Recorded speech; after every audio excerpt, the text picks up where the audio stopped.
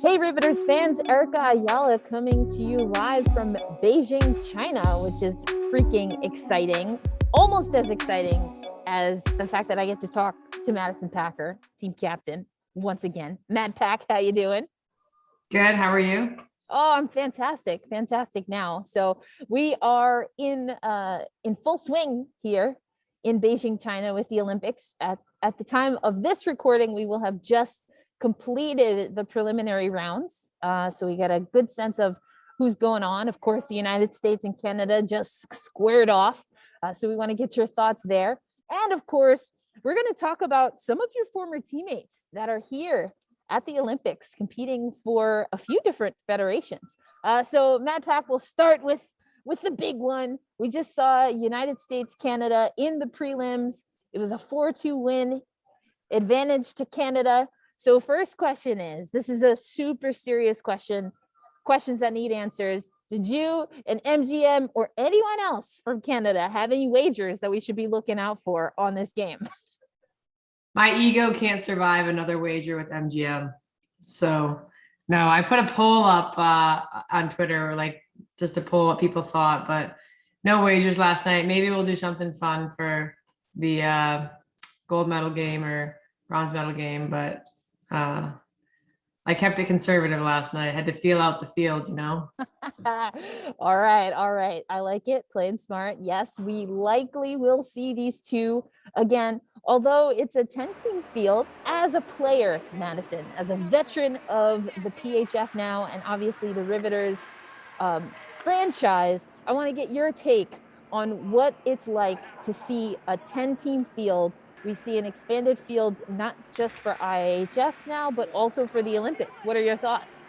I think it's good. I mean, I think that you're always going to have people who put something negative out into the universe. Like we've been dealing with that for forever. A perfect example would be the Connecticut Whale. We're a dominant team season one. I mean, 1998, China had a great hockey team.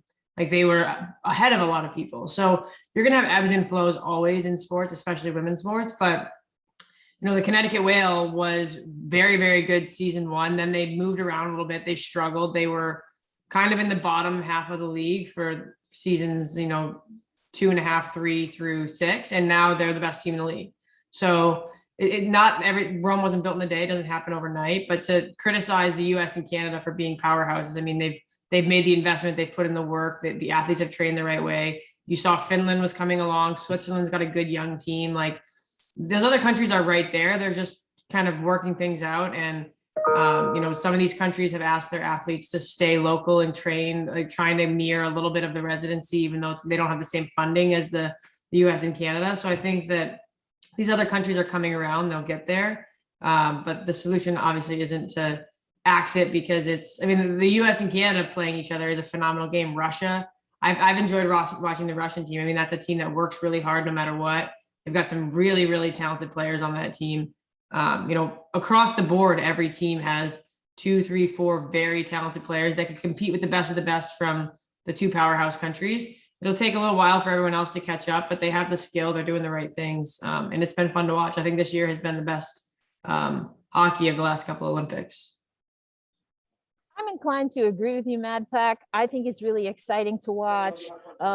China, as you mentioned, it's not their first go round in the Olympics, but what they have done since returning to the Olympics, especially as hosts, is we know that they invested big time in their women's hockey program and by extension, other women's hockey in first North America, and now that's extended to the Russian league. So we've seen the impact that even just one national team and a massive investment in women's hockey can really make on the field. But you mentioned the Connecticut Whale. Obviously, you're talking about what the Connecticut Whale is doing this season, but even the Riveters over time have been a franchise that has had ebbs and flows, which, as you mentioned, is very natural in sports in general. I mean, unless you're talking UCLA or UConn and some of those epic dynasties that we see, once every other generation, if we're lucky. But speaking of the Riveters, and you also mentioned Russia, I want to start with the season one Riveters, the team that absolutely made me fall in love with hockey. And you had a few teammates who we see now on the international stage. One, a goaltender, another, a forward. So let's talk about Nana Fujimoto and Ruda Bumilia Baliakova. What can you tell fans about season 1 and playing with those two in particular? I tell people all the time that season 1 was maybe my most fun season of hockey ever. We weren't bad. We weren't good. Like, we didn't win very many games. We lost a lot of games, like 7, 8, 9, 10, nothing. And I was coming out of Wisconsin where we had a 3-4 year run of just dominance. Always went to the Frozen Four, never lost more than like 3-1. So this whole like getting your tush whooped was new for me. But you learn a lot about yourself, and you learn, like, you get through it with your teammates. Luda and Nana are both incredible people, obviously great athletes. Nana was so fun. We had her interpreter, Nori, with us all season.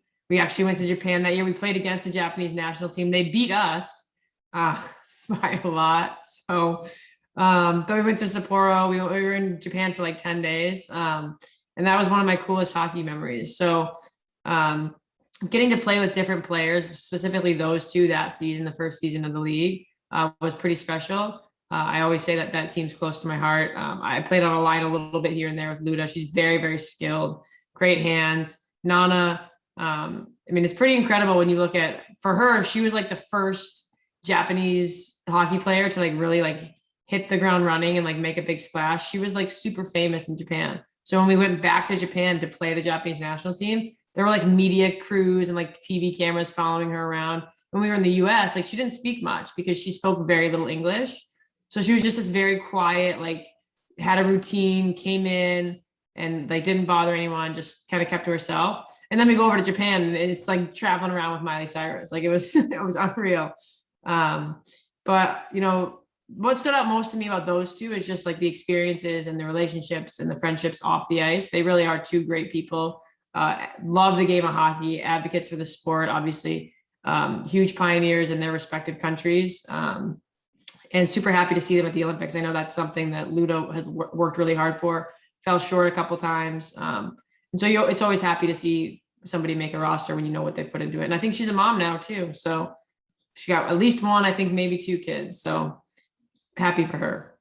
That's right. Absolutely. She actually is the original OG to go into motherhood when it comes to that season 1 Riveters team. Now, there's a few other Riveters from other years also, Tatiana Rafter, I believe. And of course, we have you and, Anya Packer with baby Way Packer.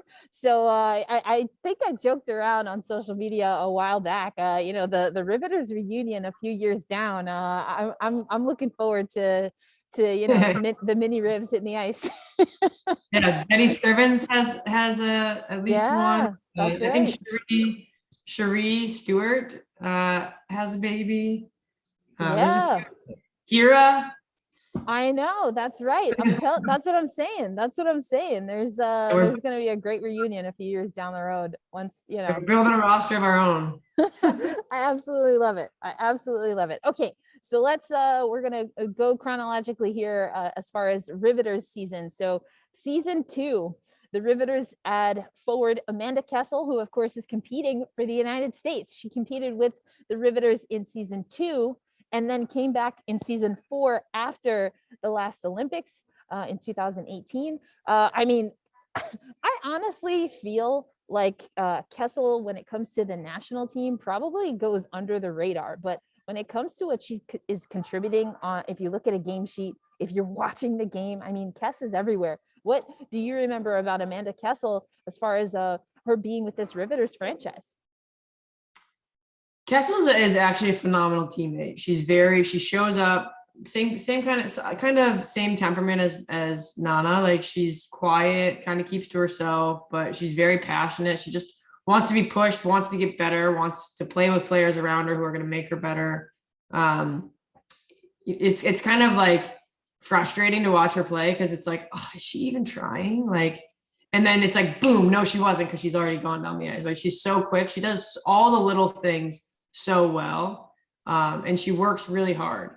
And, she sees the ice very well. I love playing with her on the power play. I love playing on a line with her here and there. We typically play the same position, so we didn't always play together, or I played the off wing, but she's definitely one of the best players I ever played with.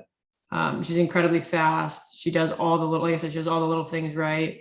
And she's a good leader. So we were lucky to have her when we did. Bummed that she's not with us anymore, obviously, but overdoing big things in the Olympics. And so obviously happy for her and rooting for the US here.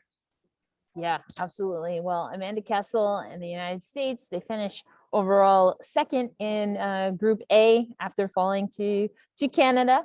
But I think there's still some spice left in that rivalry down the road in these Olympics. So I mentioned that Kess was season 2 and 4, but also in season 4, among the many trades or back and forths that we've seen between the Connecticut Whale and the New York/Metropolitan Riveters, you got Maria Sorokina. She's a netminder for the Russian team that also has just had a great Olympics.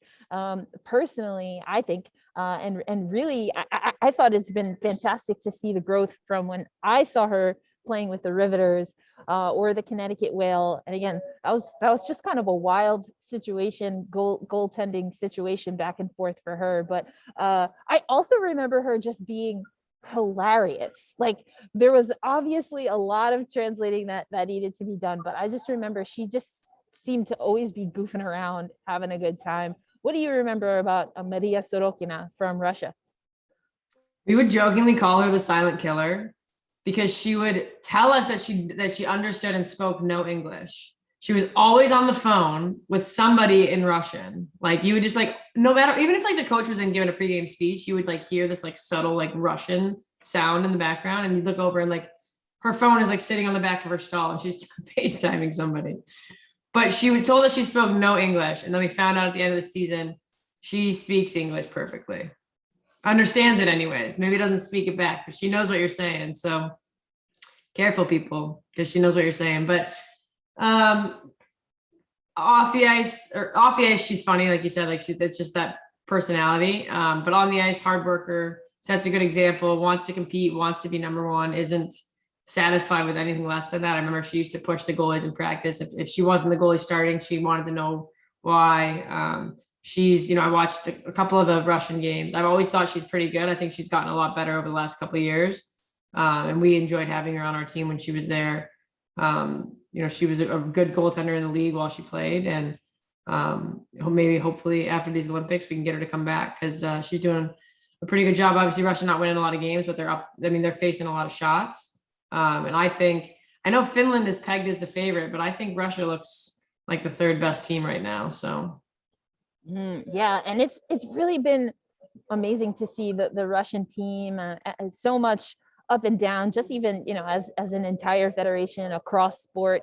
Of course, what they're dealing with, not being able to necessarily wear their flag, and have their crest, which is a huge part of the Olympic experience. But I agree with you. I think Russia was a team for a while there that was looking like they really wanted to crack and establish themselves in that top 4, top 5, and was kind of in and out for a little while. But I think they're back with a vengeance. They've got some young players that are looking pretty good. And Sorokina is right there in the mix and looks to be, the goaltender that they really go to kind of steady the ship. All right, so we're going to move on, because you still got another former teammate, Mad Pack, and we're just talking about the Riveters. I want to get your thoughts on Wisconsin alum as well, because I've seen those connections as well. But let's stick to the Rivs for right now. And Sammy Colerat, now Chechnya, or the Czech Republic, makes the field because of the expansion to 10 teams. They had a fantastic qualifiers, and the Czech Republic, even if we talk outside of the Riveters, they also have a few players that have made their way through at the time the NWHL and are a part of now what is PHF history. But what can you tell us about Sammy Colerat?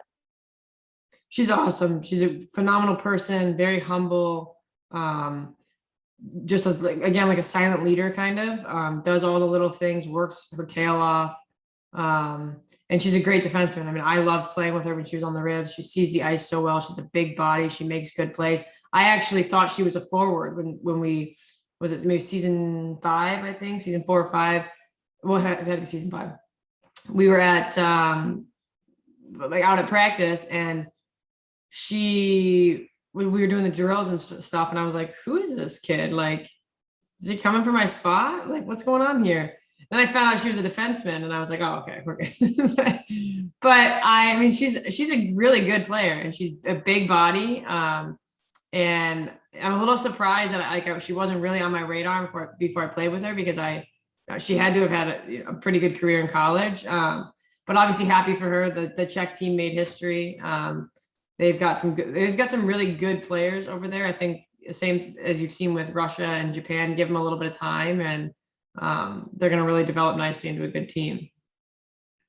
And finally, let's take this all into context, because if we talked about the Riveters, even in, Olympians past, you also, you've had a few others that have made their way through. But what has it been like to be a franchise in this league that has always kind of had your finger on the pulse when it comes to being able to highlight and elevate not just individual players representing other countries, but how international the hockey game is on the women's side? Yeah, I think it's hugely important. I mean, you see on the men's side every year, guys coming into the NHL, like there's tons of guys from Europe coming over, Russia, even I think the AHL just signed a player from Japan, was it? So, I mean, there are players constantly on the men's side coming over. That's happened on the women's side for a long time. It's just, there hasn't been anywhere for those players to go. Obviously, you have the pro league in Russia, you've got the team in China, you've got the league in Sweden, and players play in Switzerland, all over the place. So there's more hockey over there. There's more diversity amongst leagues, or like more places for players to play. They don't necessarily have to pick up and move. The league in the US, obviously, we get paid well. We're going to have benefits now. So there's people like the opportunity to come spend some time in the States. So if we can recruit those players, I mean, look at North Dakota was a powerhouse when they had a team for so long. They were almost always at least half full of international players. Same with Minnesota Duluth. They had a lot of international players. So I guess Canadians are international to us too. So, I mean, there has always been a lot of that in women's hockey. It's just not as noticed because it was only going on the college side. But I mean, those players have made a significant impact in our league. Even this year, we have I'm going to miss some, but you've got Solander, Vaselli from Boston. There's players all across the board that are from other countries. We've got 2 on our team, Lenka and Romana. So those players really round out nicely rosters and elevate the play across the league. And I think it's important that we keep using them as a filler system, because they'll just continue to make the league and the players around them better.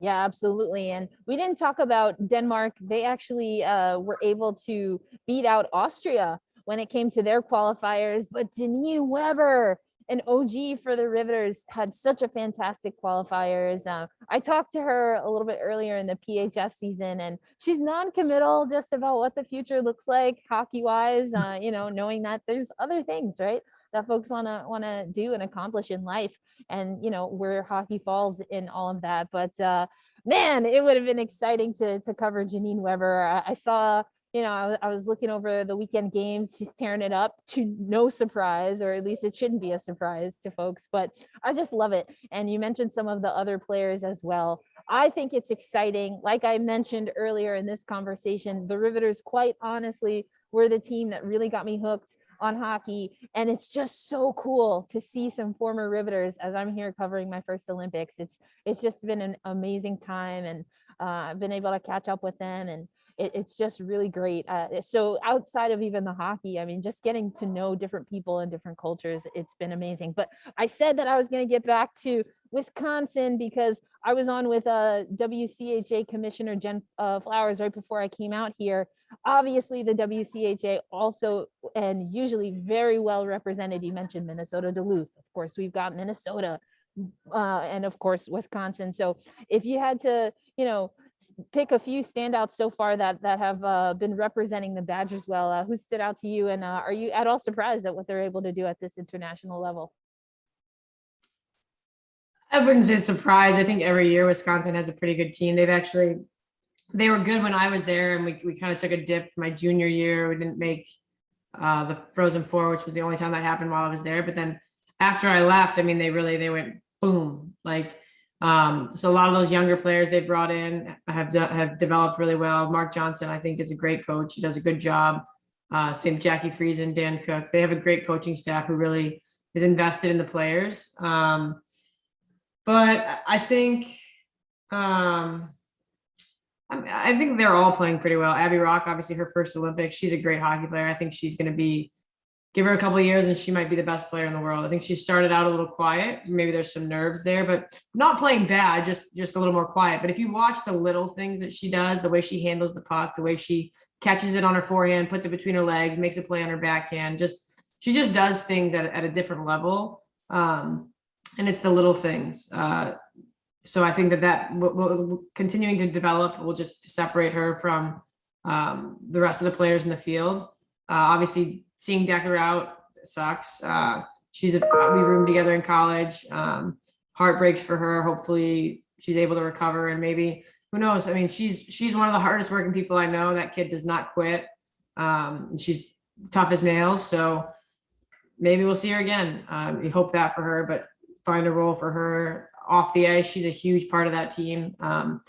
Again, in my opinion, I think she might be the best player in the world. So it's tough to see her go out like that, but hopefully she's doing okay, and hopefully see her back out on the ice. I love watching Decker play. I've learned a lot from her from a distance over the years. But I think all the Badgers are representing well. I'm excited to see Britta Curl, who's headed over there now. I don't know how she'll fit into the lineup, but you always want to see your university well represented. It just speaks to the level of play, and happy for all those athletes. That's why a lot of them go there, because they have a reputation of sending players to that next level. So yeah, I think it's awesome to see just all of the, again, just like we were talking about international and Riveters players, seeing all the different colleges and universities represented as well. All right, Pac, we got to the end of our conversation, which means, of course, we have to leave the fans with a few predictions. So we got a little taste of USA Canada.